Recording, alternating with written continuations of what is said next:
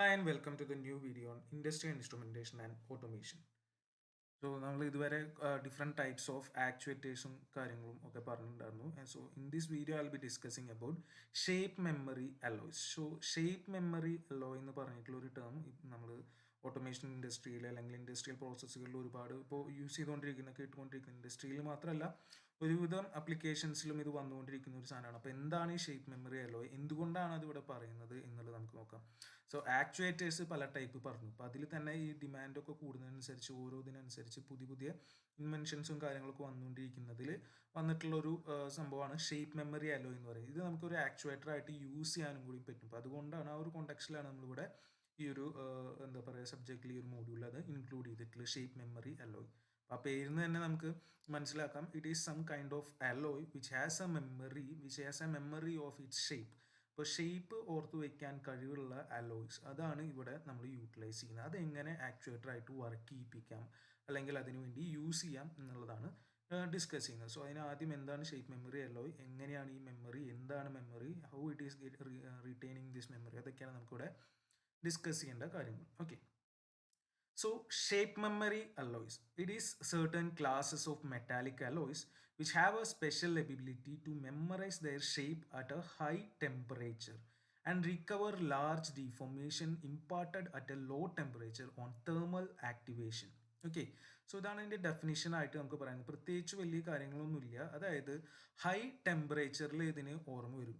ഓർമ്മ വരിക എന്ന് പറഞ്ഞാൽ ചൂടാക്കി കഴിഞ്ഞ് കഴിഞ്ഞാൽ അതിന് പോയ കാര്യങ്ങൾ ഓർമ്മ വരും. ഓർമ്മ വരുന്നത് എന്താണെന്ന് വെച്ച് കഴിഞ്ഞാൽ ഇതിനെ തണുപ്പിച്ചിട്ട് കൂൾ ചെയ്തിട്ടുള്ള ഒരു ലോ ടെമ്പറേച്ചർ സ്റ്റേറ്റിൽ ഇതിൽ എന്തെങ്കിലും ഡീഫോമേഷൻസ് അതിനെ വളയ്ക്കുകയോ ഒടിക്കുകയോ എന്തെങ്കിലുമൊക്കെ ചെയ്തിട്ടുണ്ടെങ്കിൽ അത് ഇതിന് ഓർമ്മ വരും ചെയ്യും. അതിനെ ഒന്ന് ചൂടാക്കി കൊടുത്തു കഴിഞ്ഞ് കഴിഞ്ഞാൽ ഒരു പെർട്ടിക്കുലർ ടെമ്പറേച്ചറിൽ മേലെ എത്തിക്കഴിഞ്ഞാൽ അത് അതിൻ്റെ ആക്ച്വൽ ഒറിജിനൽ ഡീഫോംഡ് ഷേപ്പിലേക്ക് തിരിച്ചു പോകും.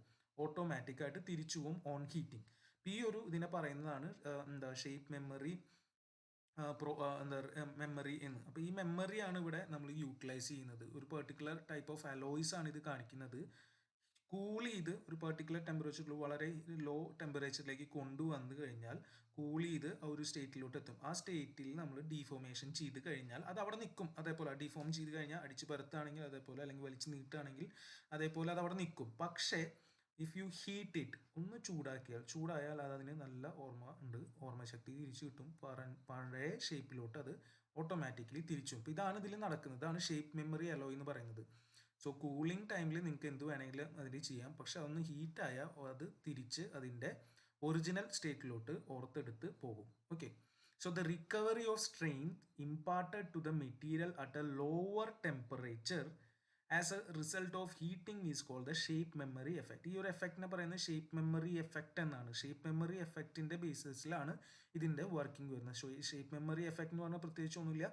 കൂളിംഗ് ടൈമിൽ കൊടുത്ത ഡീഫോമേഷൻ അത് ഓർത്തെടുത്ത് ഹീറ്റ് ചെയ്യുമ്പോൾ അതിൻ്റെ ഒറിജിനൽ സ്റ്റേറ്റിലോട്ട് ആ ഡീഫോമേഷന് തിരിച്ചു പോകുന്നതിനെയാണ് ഷേപ്പ് മെമ്മറി എഫക്റ്റ് എന്ന് പറയുന്നത്. And they can remember the parent state with respect to the high temperature. So high temperature is the key. You should heat it up above some temperature that I will discuss later. Then only it will remember the actual parent state. So whatever is done with the metallic alloy at low temperature, the moment it is taken back to high temperature, it will get back to its parent shape. ഒന്ന് ചൂടായാൽ ആ particular ഹീറ്റിൽ മേലെ എത്തിക്കഴിഞ്ഞാൽ അതിന് നല്ല ഓർമ്മ കിട്ടും, തിരിച്ച് അതിൻ്റെ ഒറിജിനൽ സ്റ്റേറ്റിലോട്ട് പോകും. This happens because of very regular crystal structure and most of the time a body centric cube structure. ഇപ്പോൾ body centred cubic structure, crystalline structure ആണ് ഇതിൻ്റെ മെയിൻ ആയിട്ടുള്ള കാര്യം വരുന്നത്. അപ്പോൾ ആ ഒരു ഇതിലേക്ക് റീഅറേഞ്ച് ചെയ്യാണ് നടക്കുന്നത് ഹീറ്റ് ചെയ്യുന്ന സമയത്ത്. ബേസിക്കലി അതിൻ്റെ ഉള്ളിൽ നടക്കുന്ന കാര്യം. അപ്പം അങ്ങനെയാണ് അത് അതിൻ്റെ ഒറിജിനൽ ഷേപ്പ് തിരിച്ചെടുക്കുന്നത്. So the state memory effect was first observed in 1932 in gold cadmium alloy. Gold cadmium alloyയിലാണ് ഇത് ഏറ്റവും ആദ്യം കണ്ടത്. അത് 1932 തന്നെ ഇത് കണ്ടെത്തിയിട്ടൊക്കെ ഉണ്ട്. So they were very expensive and not much large shape memory effect was seen in them. അപ്പോൾ അത് എക്സ്പെൻസീവ് ആണ്, ഗോൾഡും കാഡ്മിയം ആണ്. അതേപോലെ തന്നെ വലിയ ഒരു എഫക്റ്റ് നമുക്ക് അവിടെ പറയാൻ പറ്റില്ല. അത്രത്തോളം അതിന് കറക്റ്റായിട്ട് കിട്ടിയായിരുന്നില്ല. അപ്പോൾ അതുകൊണ്ട് അത്രയും പോപ്പുലർ ആയിരുന്നില്ല. പിന്നീട് പുതിയ പുതിയ അലോയ്സ് വന്നു. Like the copper zinc aluminum, copper aluminum nickel titanium. This is commercially available as NITI NOL. NOL means Naval Ordnance advanced laboratory. Okay, ഈ ലോയിസ് ഒക്കെയാണ് ഇപ്പോൾ പോപ്പുലറായി വന്നു. ഇപ്പോൾ ഇതിൻ്റെ ബേസിലാണ് ഇപ്പോൾ ഒരുപാട് ഡെവലപ്മെന്റ്സ് ഇതിൽ വന്നു, ഒരുപാട് അപ്ലിക്കേഷൻസിൽ ഇപ്പോൾ നമ്മൾ ഷേപ്പ് മെമ്മറി അലോയ്സ് യൂസ് ചെയ്യുന്നത്. സോ ഇതിൽ ഏറ്റവും ഇമ്പോർട്ടൻ്റ് ആയിട്ട് കാര്യം ഈ രണ്ട് ടേമുകളാണ് ഇനി പറയാൻ പോകുന്നത്. The shape memory alloys have two stable phases. Two stable phases എന്ന് പറഞ്ഞാൽ ഒന്ന് അതിൻ്റെ കൂളായിട്ടുള്ള സ്റ്റേജും മറ്റേത് അതിൻ്റെ ഹൈ ടെമ്പറേച്ചർ ഹീറ്റഡ് അപ്പ് ആയിട്ടുള്ള സ്റ്റേജും. So the high temperature phase is cold austenite എന്ന് പറഞ്ഞാൽ ഓർത്തെടുക്കുന്ന സ്റ്റേറ്റ് ആണ്, ഹൈ ടെമ്പറേച്ചർ സ്റ്റേറ്റ് ആണ്. It is named after English metallurgist William Chandler Austen. Okay, ഓസ്റ്റൻ്റെ പേരിലാണ് ഓസ്റ്റനൈറ്റ് എന്ന് വിളിക്കുന്നത്. ടെമ്പറേച്ചർ ആണ്, ഹൈ ടെമ്പറേച്ചർ സ്റ്റേജ് ആണ് ഓസ്റ്റനൈറ്റ്.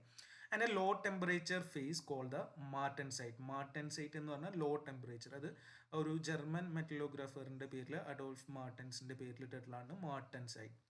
Okay, so austenite high temperature stage, martensite low temperature or cool state. അപ്പോൾ ആ രണ്ട് ഫേസുകൾ ഓർത്തു വെക്കണം. And the martensite phase can be of twin martensite and detwin martensite. ട്വിൻഡും ഉണ്ട്, ഡി ട്വിൻഡ് ഉണ്ട്. അതായത് ഒന്ന് വെറുതെ അതിനെ എന്താ പറയുക കൂൾ ചെയ്ത് വെച്ചിട്ടുള്ളൂ, മറ്റേത് അതിനെ ലോഡ് ചെയ്ത് നമ്മൾ ഡീഫോം ചെയ്ത് വെച്ചിട്ടുള്ള സ്റ്റേറ്റുമാണ്. അപ്പോൾ അത് ഞാൻ കാണിക്കാം. ഓക്കെ, സോ ഇതാണ് നമ്മൾ ഓർത്ത് വെക്കേണ്ടത്.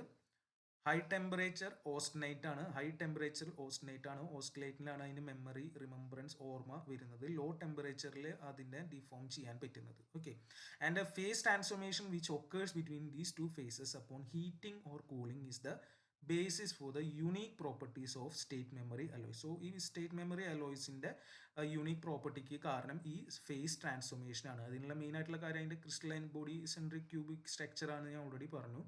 സോ ഒരു ഡീഫോംഡ് സ്റ്റേറ്റിൽ cooled and deformed shape plus heat gives the original shape. ഇതാണ് ഇതിൻ്റെ ഉള്ളിൽ മെയിൻലി നടക്കുന്ന shape memory effect. Deformed shape plus heat will give rise to the original shape. Heat ചെയ്ത ഒറിജിനൽ ഷേപ്പ് ഓർത്തെടുക്കും, ചൂടായ ഓർമ്മശക്തി വരും, അതാണ് സംഭവം. So the shape change involves A solid state phase change involving a molecular rearrangement between this martensite and austenite. So cooled and heated ഇതിൻ്റെ ഇടയിലുള്ള molecular rearrangement ആണ് അവിടെ മെയിൻ ആയിട്ട് നടക്കുന്നത്. ആൻഡ് അപ്പോൾ cooling in the absence of applied load the material transforms from the austenite to the twin martensite. അപ്പോൾ ആദ്യം ഇതിനെ ജസ്റ്റ് കൂൾ ചെയ്ത ട്വിൻഡ് മാർട്ടൻസൈറ്റിലോട്ടാണ് വരുന്നത്.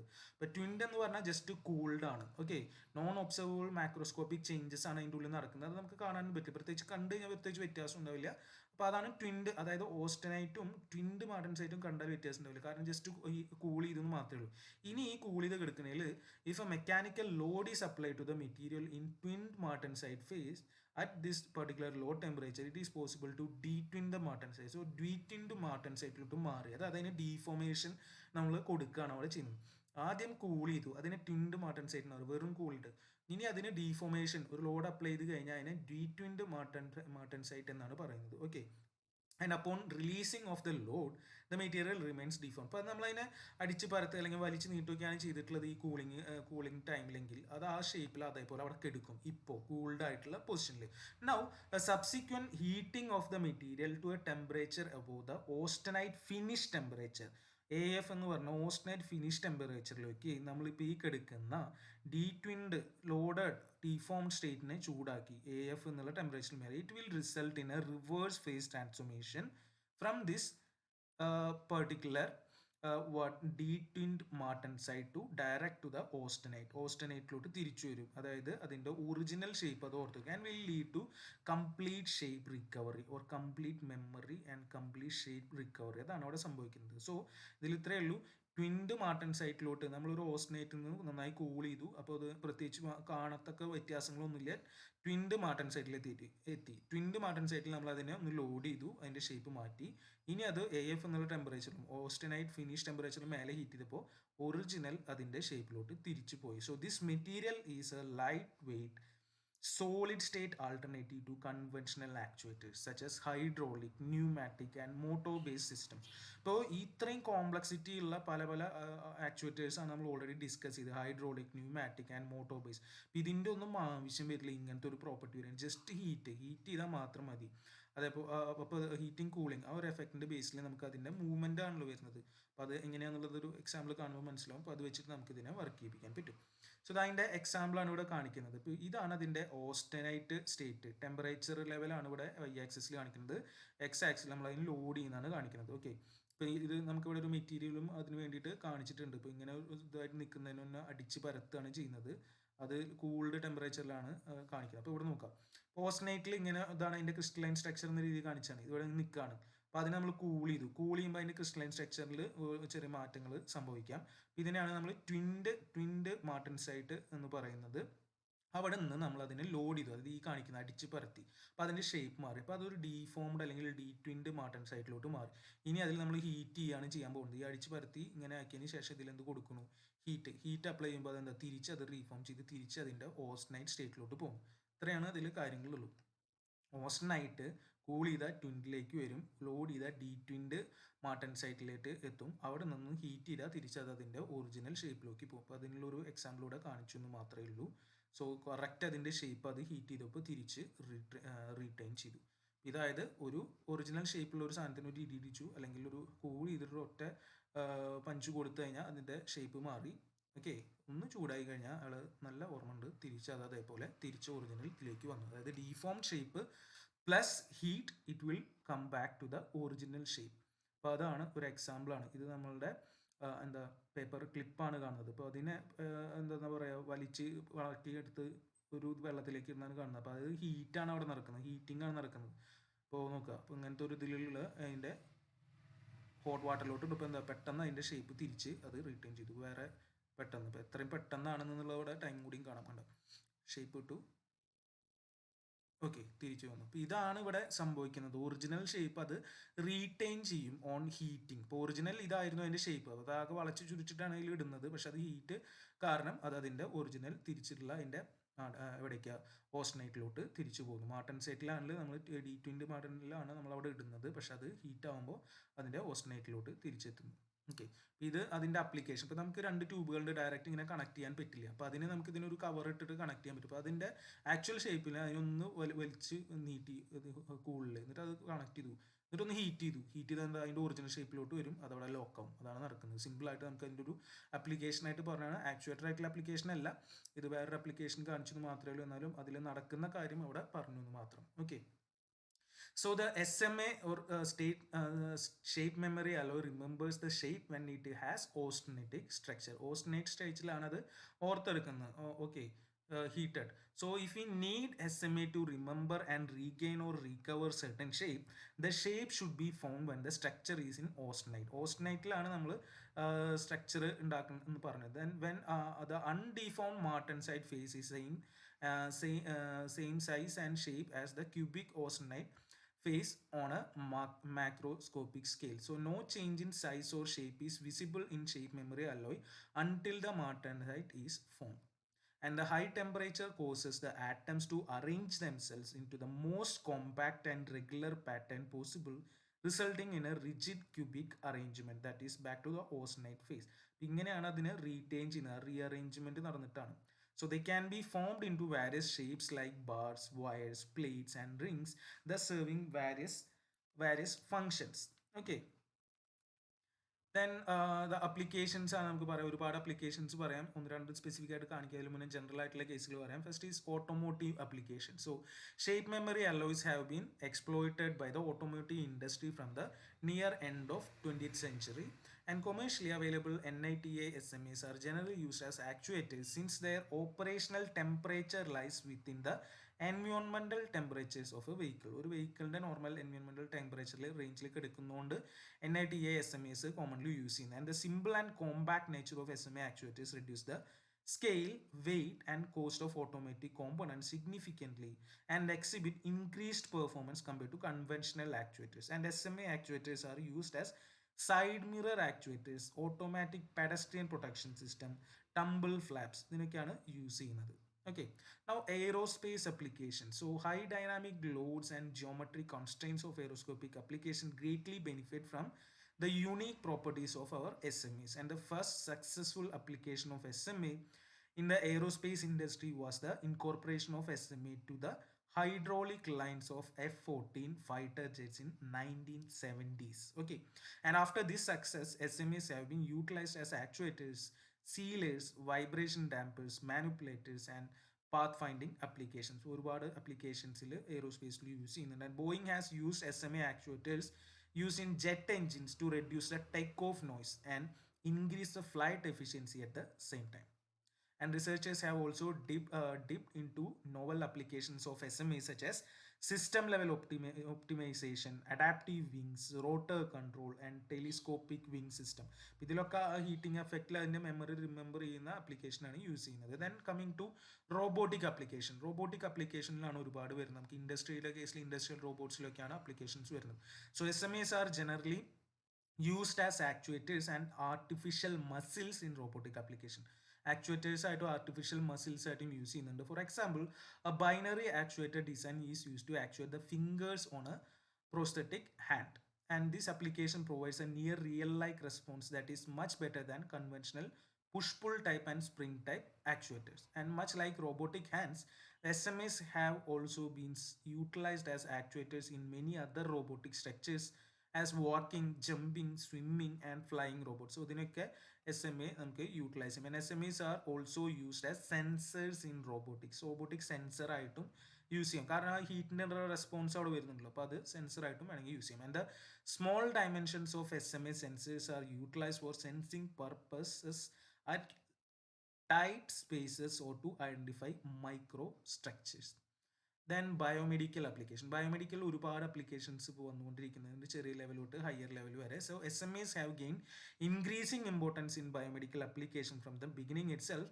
And just after the discovery of SME in NITA alloys, they have been used as implants and braces in dentistry. Mainly ഡെന്റിസ്ട്രിയിലാണ് ഇതിൻ്റെ use വരുന്നത്. ഇംപ്ലാന്റ്സും ബ്രേസസും ഒക്കെ ആയിട്ട് കറക്റ്റായിട്ട് ഫിറ്റ് ചെയ്തിരിക്കും, ഷേപ്പ് ഫോളോ ചെയ്യും. So high corrosion resistance, biocompatibility, and non-magnetic properties of NITA alloys make it an excellent candidate for biomedical applications. And the unique physical properties of NITA alloys can be manipulated to imitate the properties of tissues and bones and responds to changes in the temperature of human body.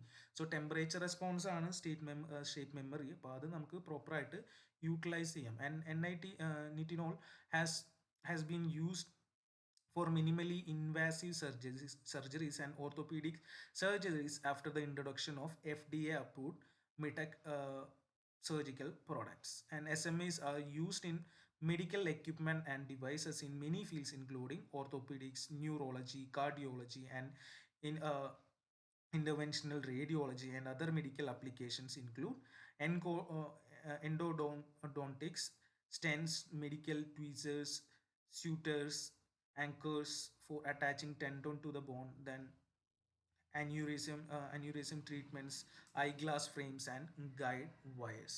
Okay, ഇതൊക്കെയാണ് അതിൻ്റെ main application. ഇപ്പോൾ ഇത് ഞാനിപ്പോൾ പറഞ്ഞ specific ആയിട്ടുള്ള ഒരു 1-2 applications പറയാം. ഇത് ഓർത്തോഡോണ്ടിക് ബ്രേസസ് ആണ്. So the orthodontic braces have just moved in to the 21st century thanks to this shape memory alloys and multiple memory materials also make it more versatile, and a highly customizable smart wire that can cut treatment time by half.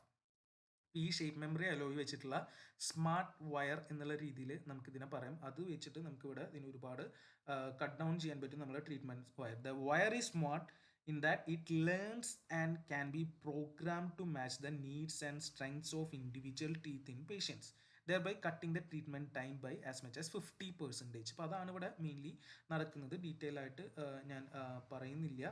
അതുപോലെ multiple memory material എന്നുള്ളത് ഞാൻ പറയുന്നു, അതിന് 2 എഫക്റ്റാണ്. Shape memory effect ഉണ്ട്, അതേപോലെ super elasticity അതും കൂടി വരുന്നുണ്ട്. അപ്പോൾ അതാണ് ഇതിൽ ഞാൻ പറഞ്ഞു അഡീഷണൽ ഫീച്ചറായിട്ട് വരുന്നത്. Okay, now this is an example. ഇതൊരു വേറെ എക്സാമ്പിൾ ആണ്. അനിമേറ്റഡ് ലാമ്പാണ് design by Romolo Stanko that uses shape memory alloy to change it shape whenever it is turned on and off. അപ്പോൾ ഇത് നോർമൽ കണ്ടീഷനാണ്, ഹീറ്റഡ് അല്ലാത്ത കേസിൽ ഇങ്ങനെയാണ് എടുക്കുന്നത്. അപ്പോൾ ഇത് ഹീറ്റ് ഓൺ ആയി കഴിഞ്ഞാൽ എന്താവും നമുക്കറിയാം, ഇത് വയർ ഹീറ്റ് ആവുന്നു. അപ്പോൾ വയർ ഹീറ്റ് ആകുമ്പോൾ അതൊന്ന് വളഞ്ഞ് ഇങ്ങനത്തെ ഒരു ഷേപ്പിലോട്ട്. അപ്പോൾ ഇതൊരു അനിമേറ്റഡ് ലാമ്പ് എന്നുള്ള രീതിയിൽ നമുക്ക് പറയാവുന്നതാണ്. ഓക്കെ, ദെൻ മെയിൻ ആപ്ലിക്കേഷൻ വരുന്നത് ഇൻഡസ്ട്രിയൽ റോബോട്ട്സിലും ഒക്കെയാണ്. So 3D printed humanoid robot that can be use for studying human robot interaction, rehab, and other applications. The HBS One is a child-size robot made mostly from ABS using rapid prototyping, and servo motors and shape memory alloy actuators are used for movement. So actuator ആയിട്ട് shape memory alloy ഒരുപാട് robots use വരുന്നുണ്ട്. Okay, so that's all about shape memory alloys. Thank you.